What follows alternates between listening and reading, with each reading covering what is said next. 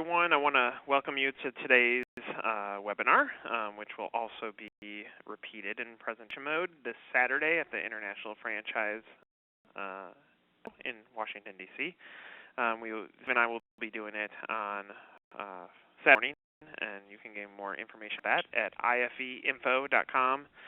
If you go to the website, you'll see all information on all speaking sessions on the website. So today we figured we would give you guys a virtual presentation of what we're going to do on Saturday, so that obviously if you're not going to IE, you can gain some information into how we are looking at franchise development. I'm Nick Powles. I am the CEO of No Limit Media Consulting. We are a PR firm and social media agency that focuses on franchising. We work with about 4 different franchise brands. Additionally, as you saw when you registered for the webinar, we have launched 1851, which is an online franchise magazine for franchisees and franchisors, and that has been going very well. We had about 4,000 readers the first 2 weeks, and we're going to probably cap at about 8,000 readers for the first month. So be sure to go visit the site afterwards. Lastly, I'm joined by Steve Biegelman. Steve, you want to give a little bit of introduction on yourself? Good afternoon, everyone. Again, my name is Steve Biegelman, and I'm founder of SMB Franchise Advisors. We're a franchise consulting firm that helps franchisors franchise their brand and existing franchise concepts, put better systems and processes in place. Franchise industry for over 25 years, helping various franchise systems grow as a senior executive, such companies as Rita's Water Ice, Hollywood Pans, and Southworks. I also founded my own business about 15, 20 years ago that I franchised, grew, and sold to my largest competitor. So been in the franchise industry a long time, and about 3 years ago started SMB Franchise Advisors. Yeah, the coolest things about Steve is obviously that he's been on both sides of the fence, and I think that makes a huge difference when leaning on Steve for advice, and that's where 2 of us are kind of taking a different approach to really driving awareness in the franchise opportunity through communications from the way that he advises his clients and obviously the way that we execute and advise ours.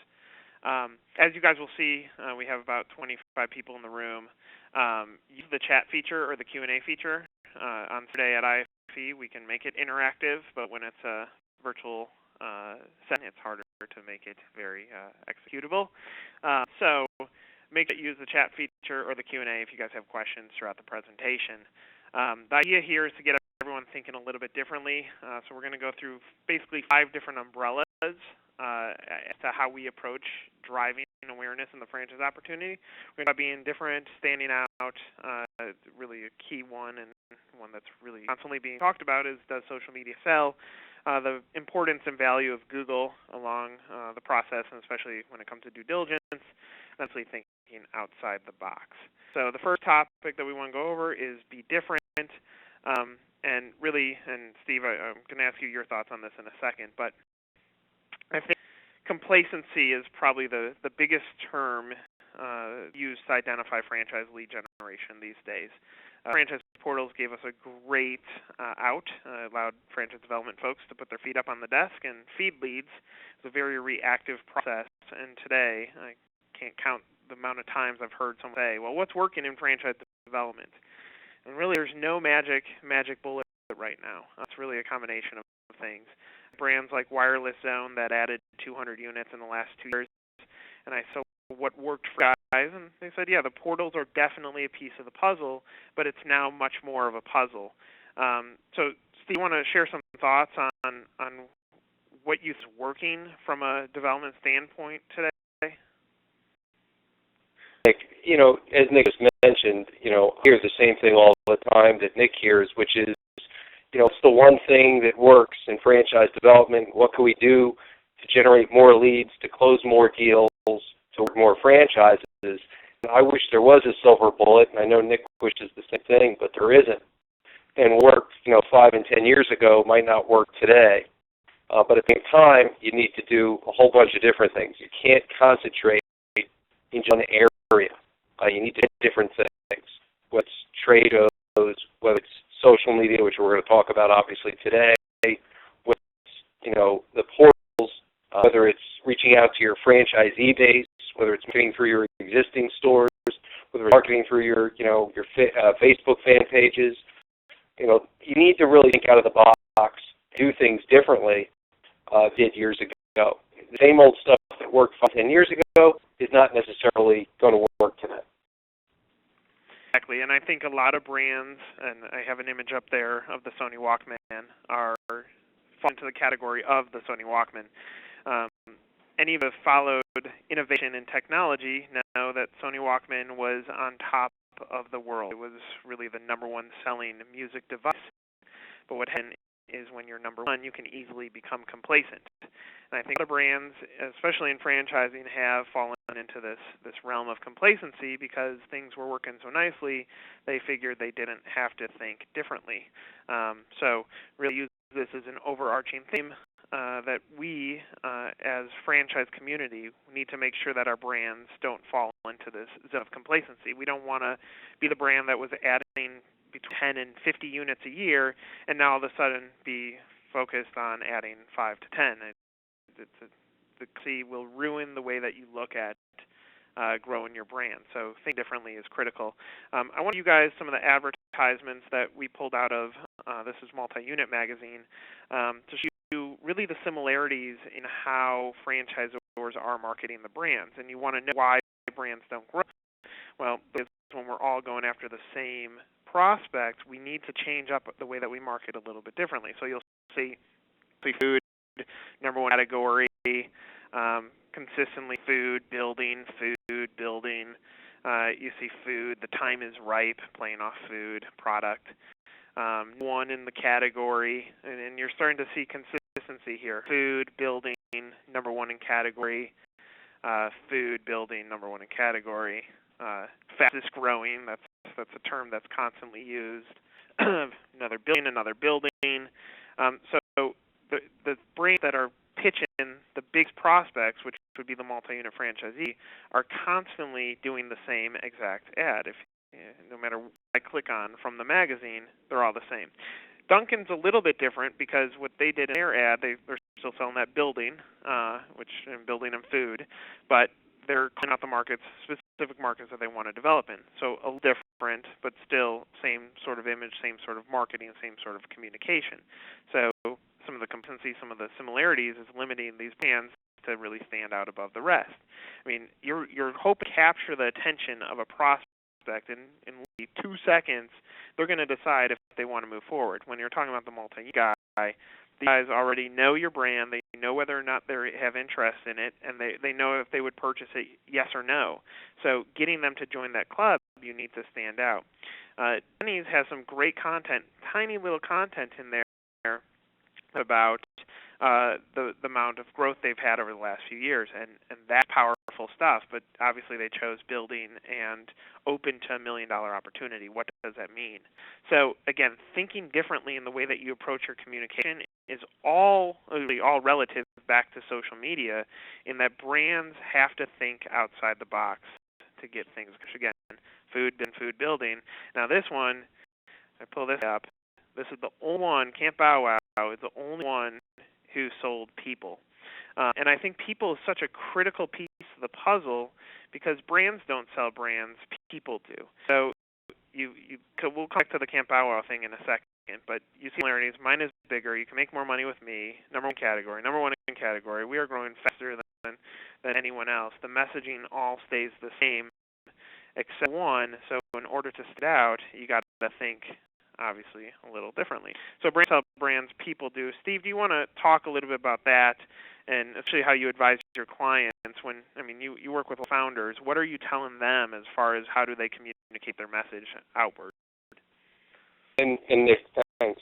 Some great ads that you showed everyone, and certainly some of them really do stand out. When you're a large franchisor, you obviously can get a message, number one in category. You have the beautiful restaurants. You could show the image of what it's going to be like, and people get real excited about that. The challenge when you're a smaller franchise system or a startup franchise system is you really got to sell yourself. You got to sell you, founders of the business. You're the inspiration of the brand. If you're a smaller franchise system, not even just a startup, but if you're a smaller franchise system under 100 units, people are believing you. They love the brand, but they believe in you as the owners, the founders, the management team. Really, you need to portray yourselves out there as part of it, and they're buying into you, and they're getting your support, your ongoing consultation and advice. They're going to have your ear. They're going to have influence in the brand, and all important things that people want joining a smaller franchise system. Joining McDonald's, doing it to Burger King, they're going to join, and they're going to go after those big multi-unit players. But if you're a franchisor, typically a franchisor under 100 units, you're looking for those franchisees. You got to sell yourself. You got to sell the brand and yourself. And I think that it just showed for Campo was great, where it's pertaining to people. Because then imagine myself in the picture becoming that franchisee and that franchise partner in that system. So that's really what we tell our clients. I mean, we're working with brands big and small, and it comes down to the people. See, exactly what you just said. If you can't picture yourself in the drive, especially for the single, two-unit guys who are just getting into franchising, which really is the sweet spot that everyone is going after, because, frankly, when everyone's marketing to the multi-unit guy, you're now competing for a very small percentage of those in franchising.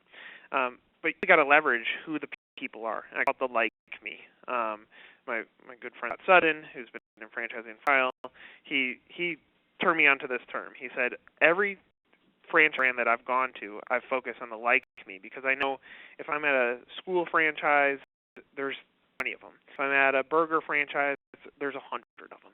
If I'm a chicken franchise, there's 1 million of them. And the only thing I can pull out of there to stand out are the people, because every single person that comes into my system is going to be slightly different in what they bring to the table. So he's been a big promoter of it.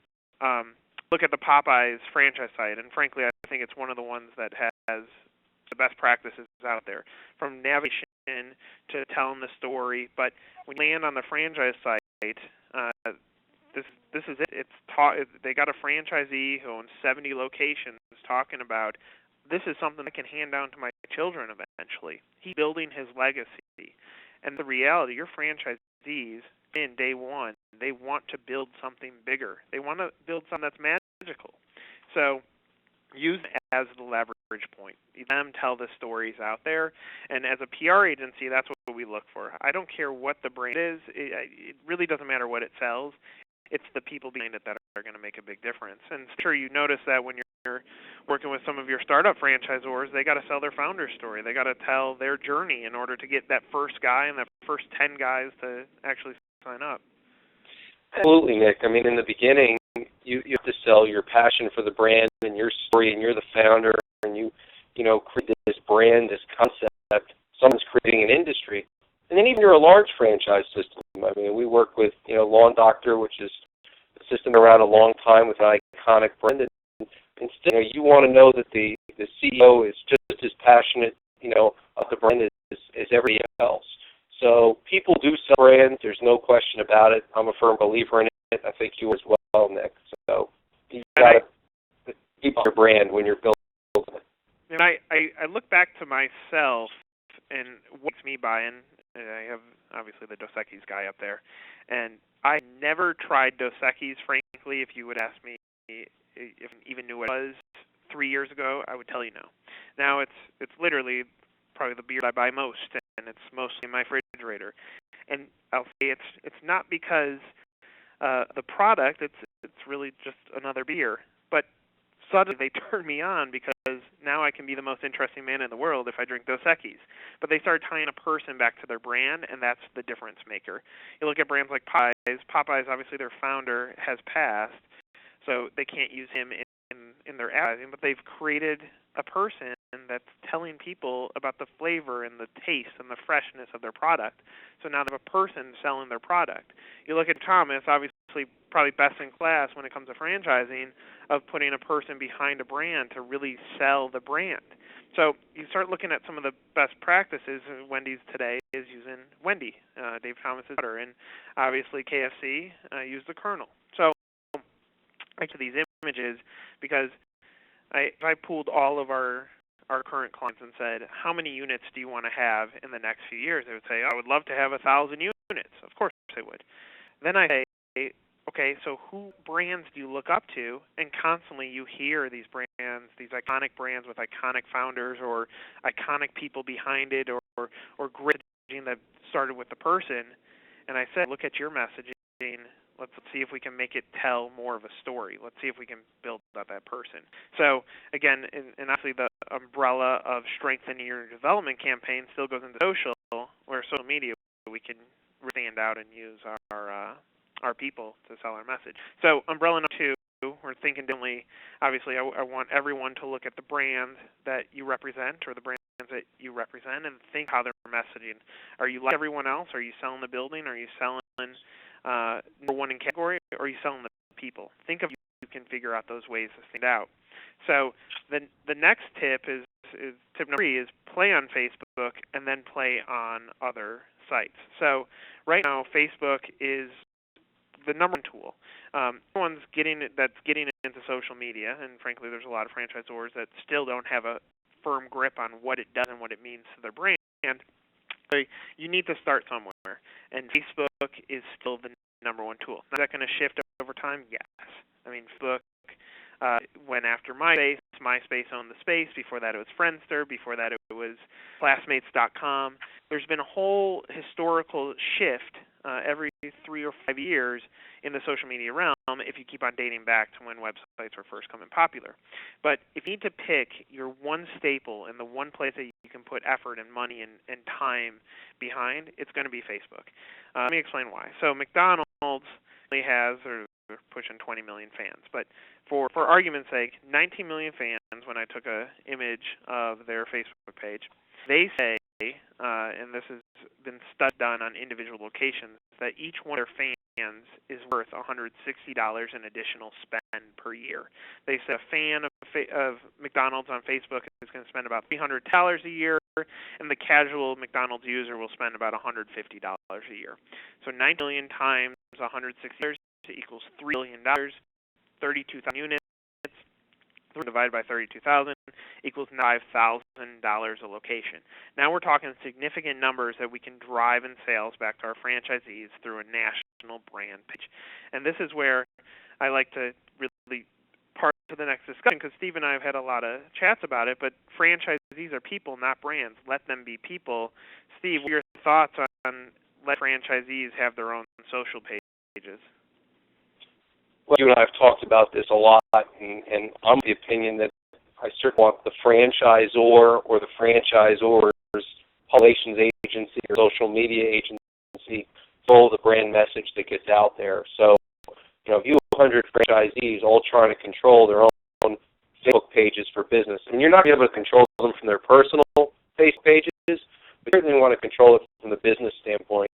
And I'm certainly a huge advocate of having it all controlled from one voice, from one brand, the director of marketing for the company or VP of marketing overseeing it all through the agencies or through somebody internally. But certainly don't want 200 franchisees out there with company Facebook pages. The message gets all confused to the public, and they really don't portray the message that you want overall for the brand.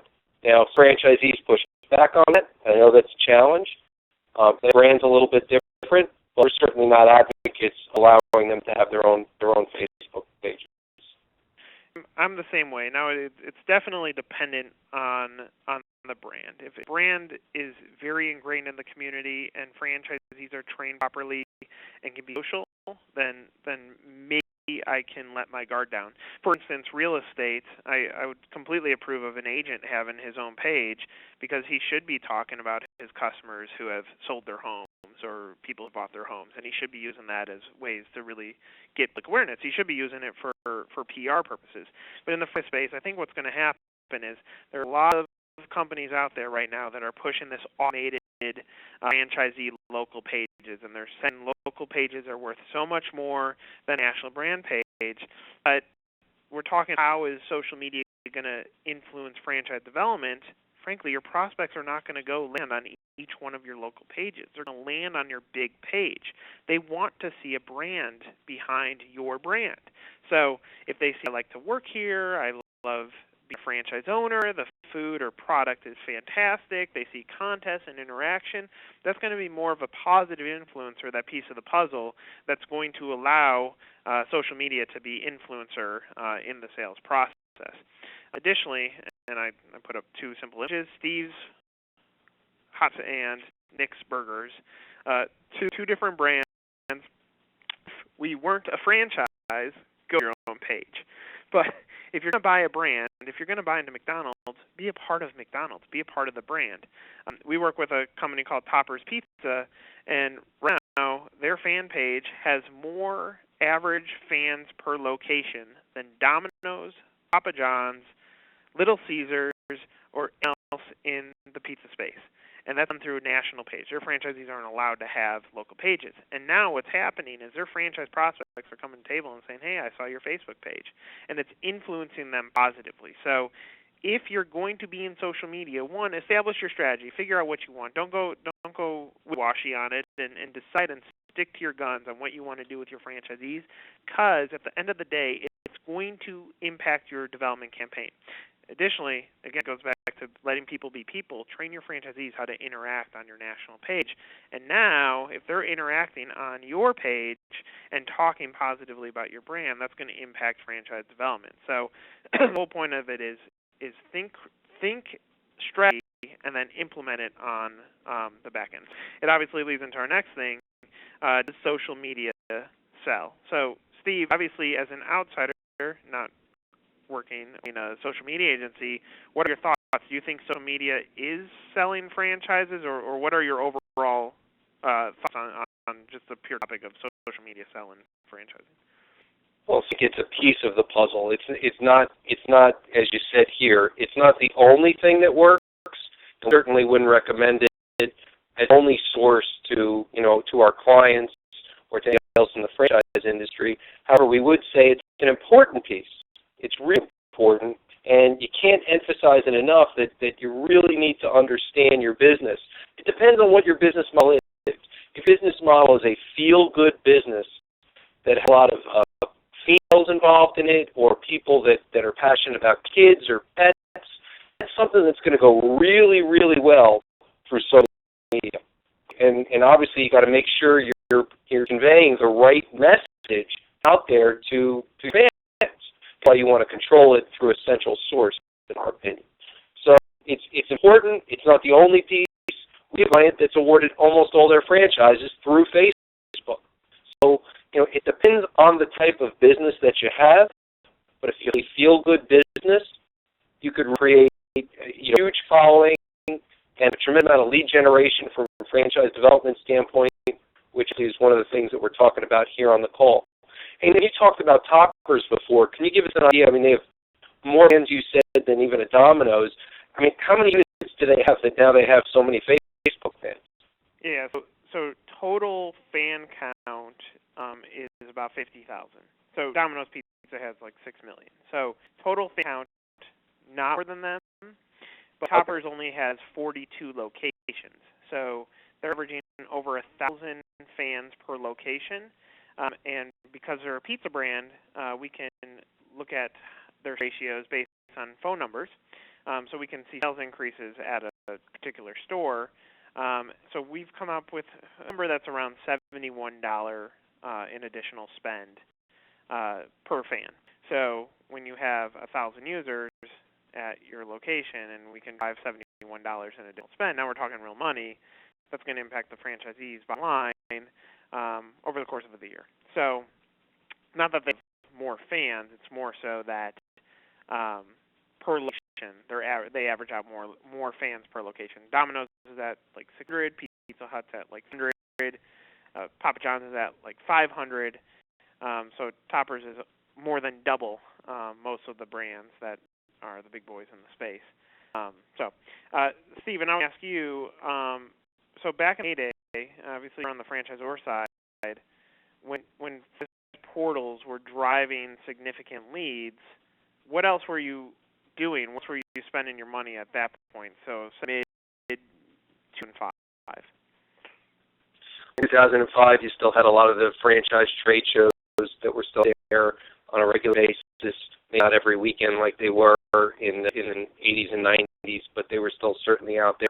You had a lot of people doing print, everything from USA Today, the Wall Street Journal, Entrepreneur, Times, all those different publications. So people were still doing that as well. And people were in localized marketing. They were also starting to buy lists of multi-operators and other systems and things of that nature. So that was some of the stuff that was out there. Obviously, social media really didn't even exist at that point. So it wasn't even the radar for people. Where today, it's a different world we live in from a communication standpoint with a prospect today. Have you seen a shift on the PR side at all, or has that stayed consistent too? Public relations or PR, the last 5 to 6 years has really started to grow significantly with a lot of franchise brands. And what PR does is it validates your concept. So it doesn't necessarily generate for you all the time a lead, but what it does do is it validates your concept, especially if you're a smaller system, to its franchisees. When other people write stories about you, it gets people excited about the brand, it gets that buzz, and that's what you want to create if you're a smaller company. If you're a larger company, you certainly keep that buzz as well, because you have competitors out there and other options that people can look to purchase a franchise.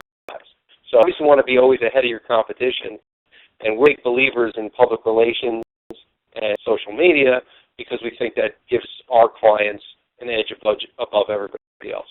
Where else today are you recommending your clients spend money when it comes to marketing the franchise opportunity? Do some of the portals, so you still have to do some of them because, again, you can't put anything into one source. Do target certain markets where we'll buy lists of franchisees, sometimes in other systems that are non-competitive, that we maybe have some good synergy. So a franchisee who operates a retail business but saturated with one brand, look to grow, and we're looking to grow in that market, so we'll go through them that way. We'll sometimes run some local ads in local areas if we have a specific location available in that market. We certainly believe in public relations and obviously social media.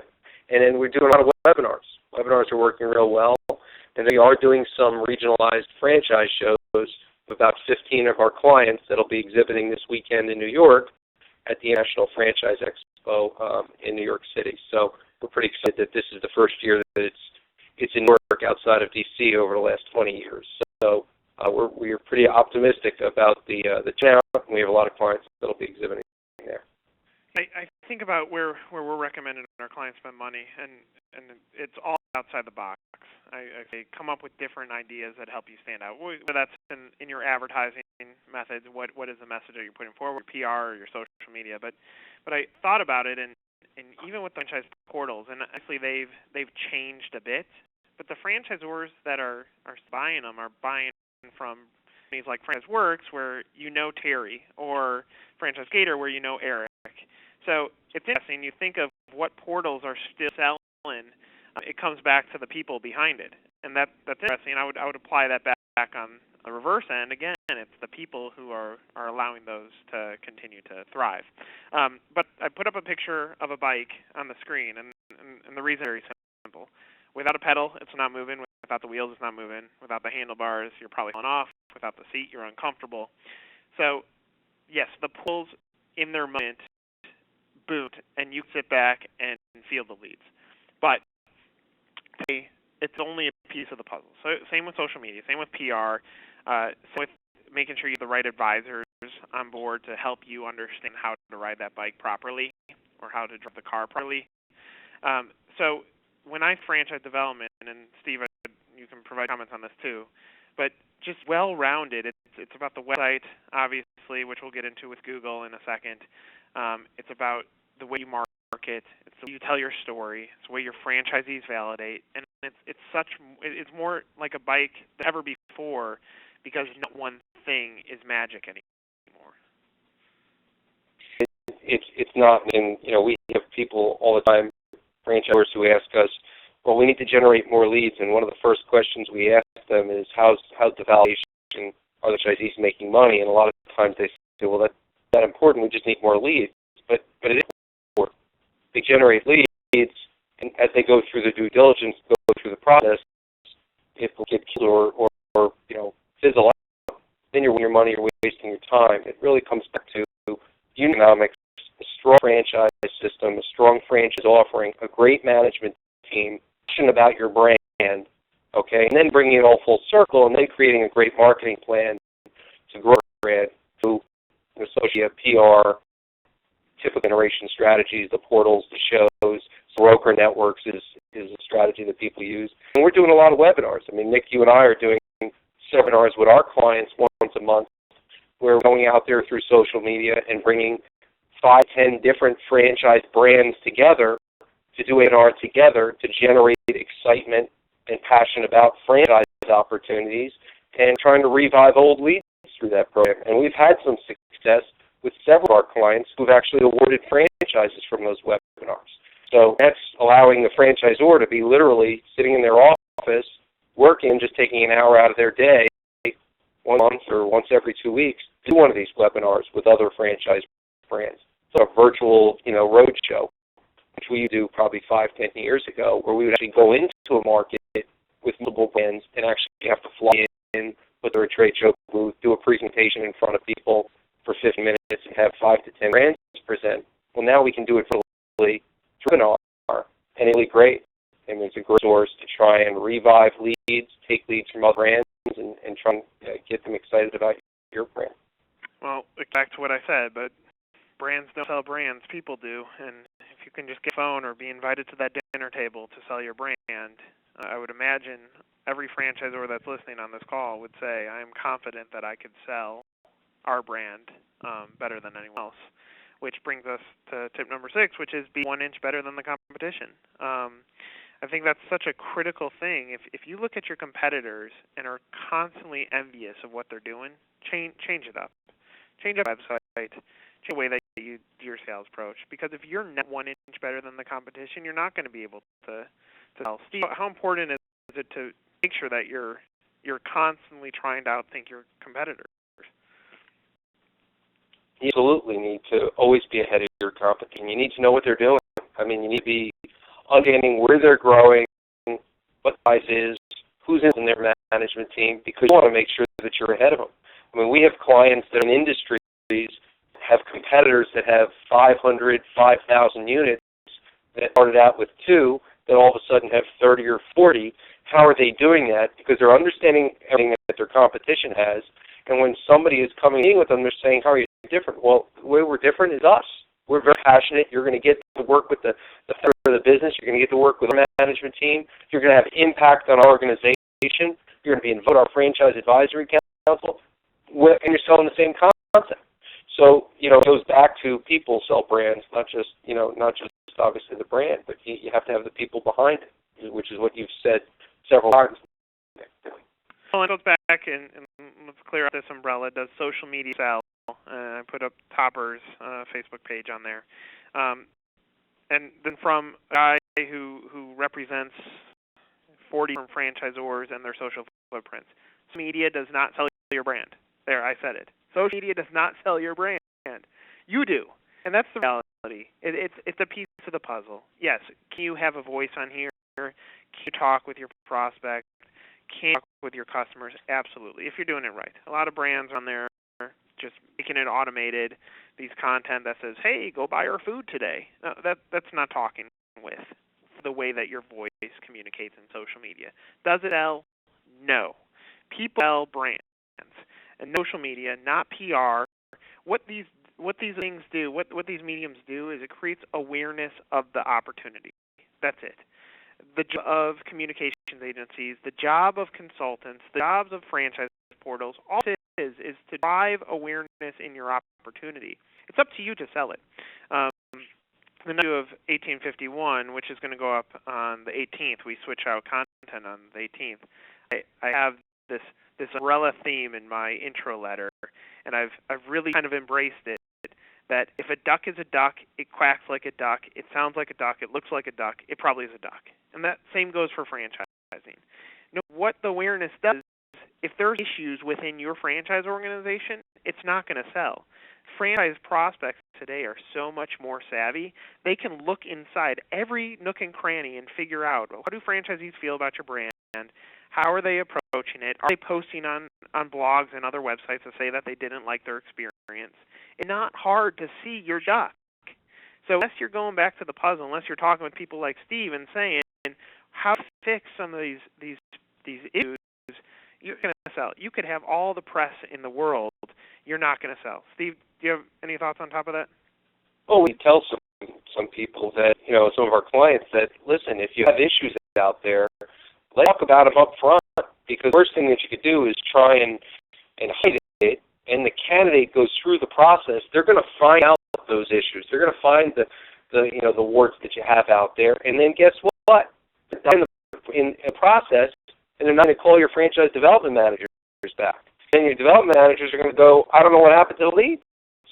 So you need to be, upfront. If you have issues in the system, address them, fix them as best you can, and let your candidates know about it. They run through some challenges, and guess what? We address this, we address this, we address this. All the exciting things that we have going on now. Boom, boom, boom, boom, boom. And talk about the excitement. Talk about the sizzle. Get them pumped up about the future of where the company's going. Everybody's had issues. And nobody's perfect. But you certainly need to be able to talk those things. And you're right, Nick. I mean, if it's a duck, it's a duck. And you got to be able to address it and then be able to bring that brand and grow it forward. Which could be in 1 inch better than your competition.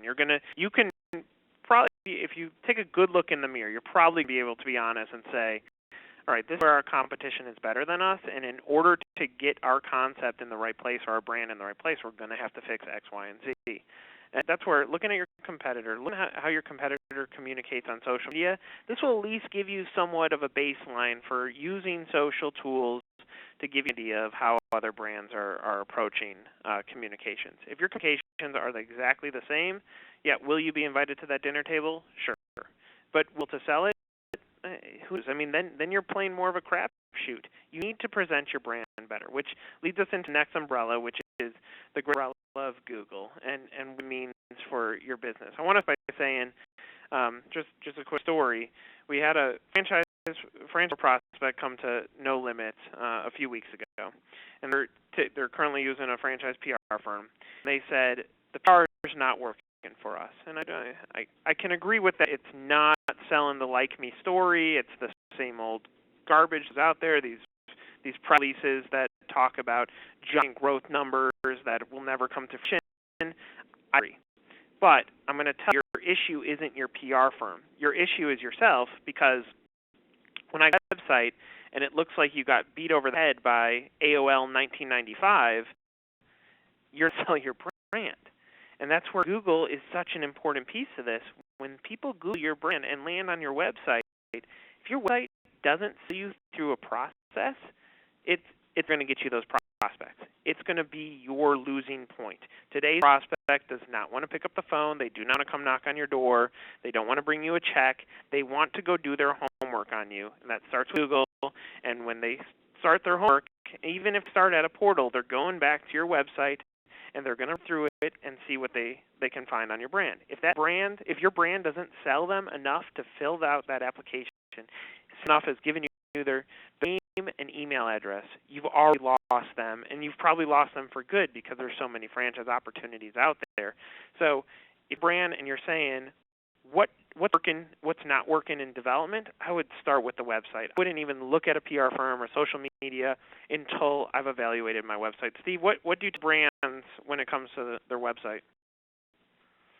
You need to look at the two sides of it. You need to look at the consumer side and obviously the franchising side, and you need to make sure you're conveying the right message. And you're right, we could be getting a whole lot of leads through whether it's the portals, PR, social media, or trade shows or anything else. But the first place that people are going to look is the website. And if your website isn't positioned right and doesn't portray the image that you want about your brand, you're wasting all your other dollars. And obviously, people are going to Google you. I mean, we talked about it a bunch of times already in the first half hour of the call, that they're going to look and they're going to find out stuff about you. And that's why you need to be prepared and be upfront upfront with them about anything that they're going to find about your brand. So you certainly need to take a look at your system and your company before you go out there and you start to market it, because everybody wants to generate more leads. There's one that wants to do that for every one of our brands. First thing you need to look at is look at yourself, look at your company, look at your system and your process. Go out there and start to market, because others are going to be wasting your dollars, unfortunately. Well, that was for franchise sales executives too, who are looking to make a leap to another brand. I mean, you got to be blunt with the franchisor that you're looking at. If that website won't get you leads, it might get you traffic. But if it gets you the name and contact information for people interested in your franchise opportunity, you're going to be able to sell it. You could be the best franchise sales development guy in the history of the world. But if you want to talk to, all you be able to do is go back to cold calling and proactive sales, which is almost a lost art today.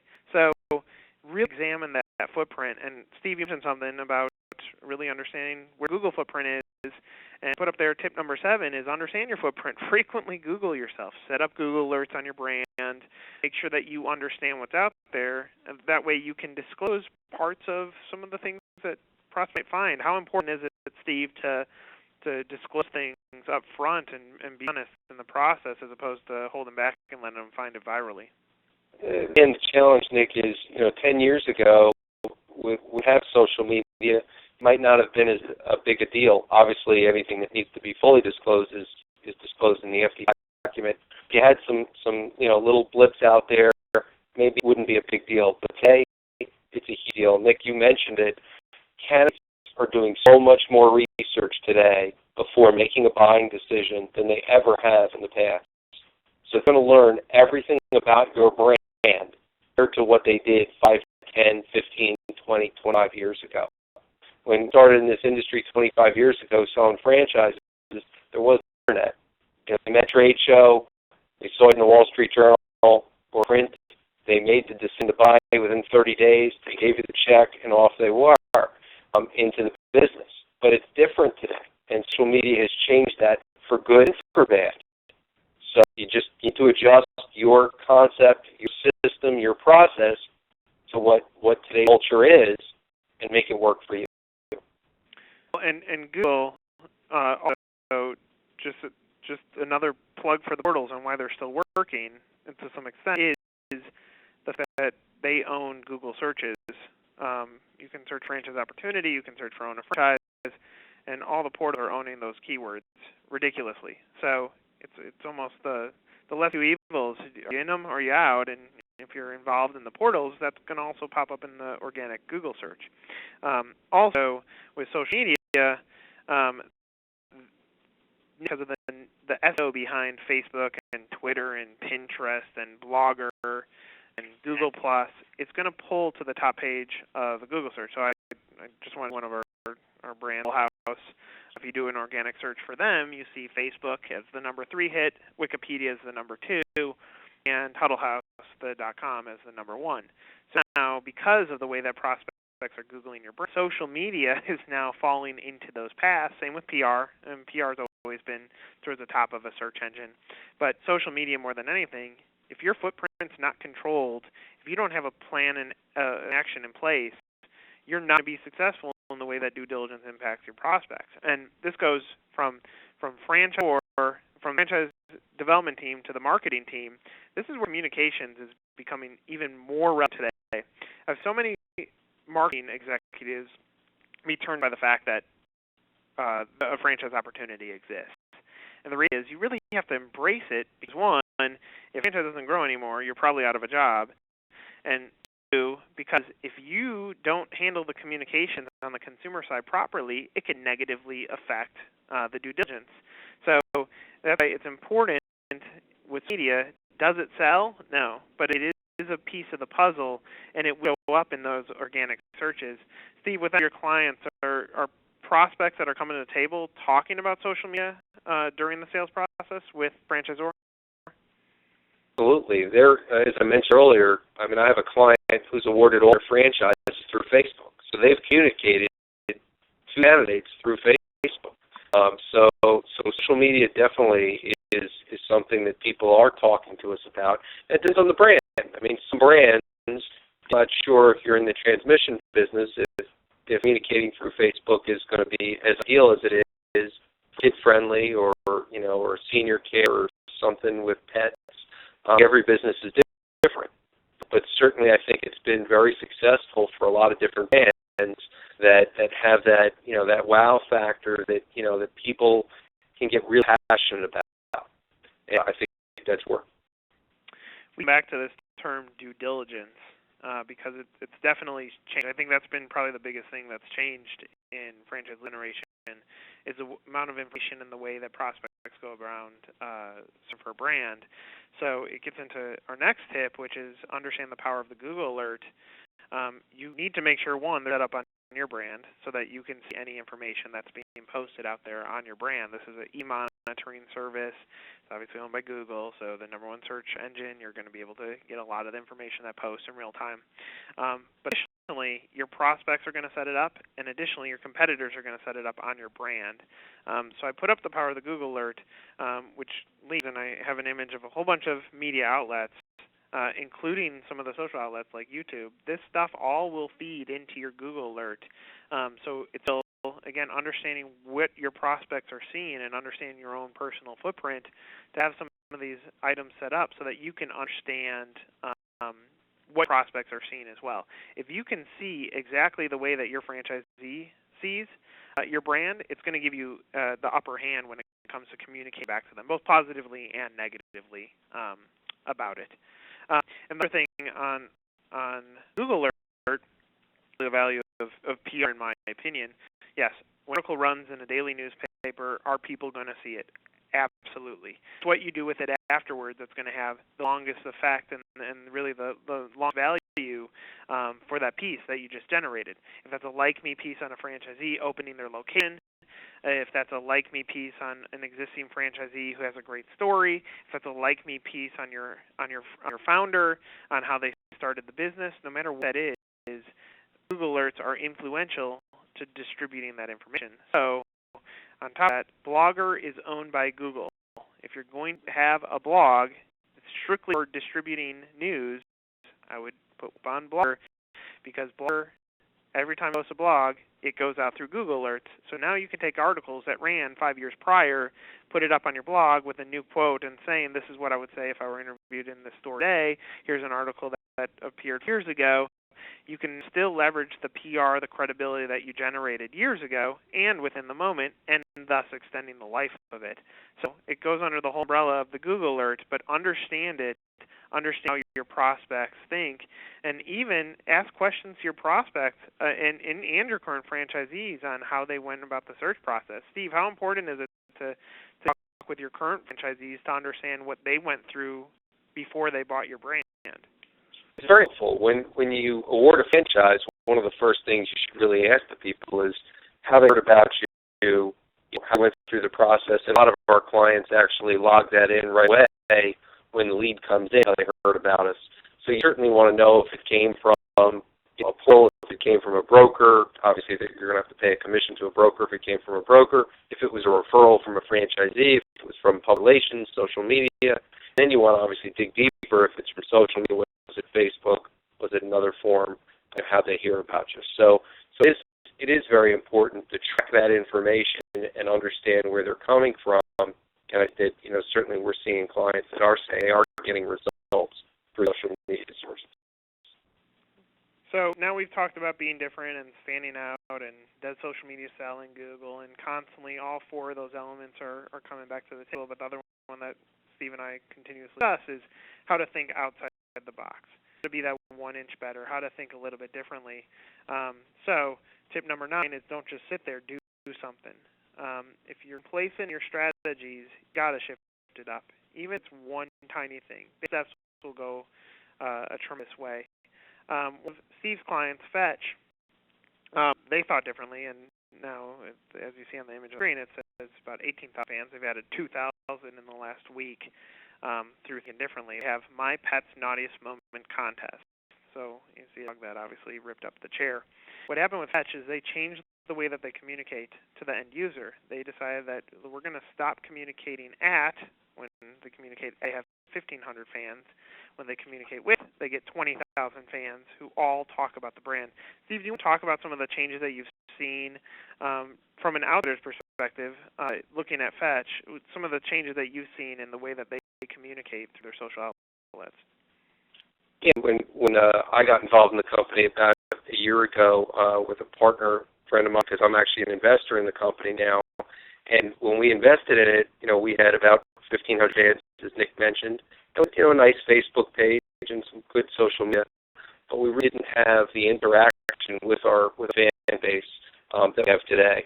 And what we've really seen over the last 12 months is obviously our fan page has grown significantly, and the interaction is tremendous. And obviously, we want to continue that. We want to grow that. We have tests throughout the year that are real important that get our fans involved. We want to get them engaged.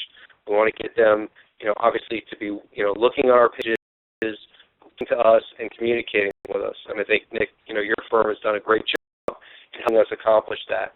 With the management team along with Fetch, we've really worked hard through weekly calls to prepare ourselves to grow this fan base and to create this excitement for the brand. I think, Nick, one day you posted something on Facebook, how many people are sitting with their pet right now, and I think within the covers you had about 800 people respond to it, which is just amazing. Talk about, again, things that relate to kids, pets, parents, talking about their kids, their pets, anything related to family, friends, stuff that they can get really excited about. You want to take advantage of that to really help grow your brand and that excitement and that sizzle throughout your fan base. The cool thing with Fetch is that it's not like these contests are the most outside the box possible. It's almost like going back inside the box, because it's going to the fundamentals of what sells, what is valuable in the sales process, and putting that connection with the end user. That's what's being done through this fan page. It's developing interactive content. It's not talking at, it's talking with. It's being very social.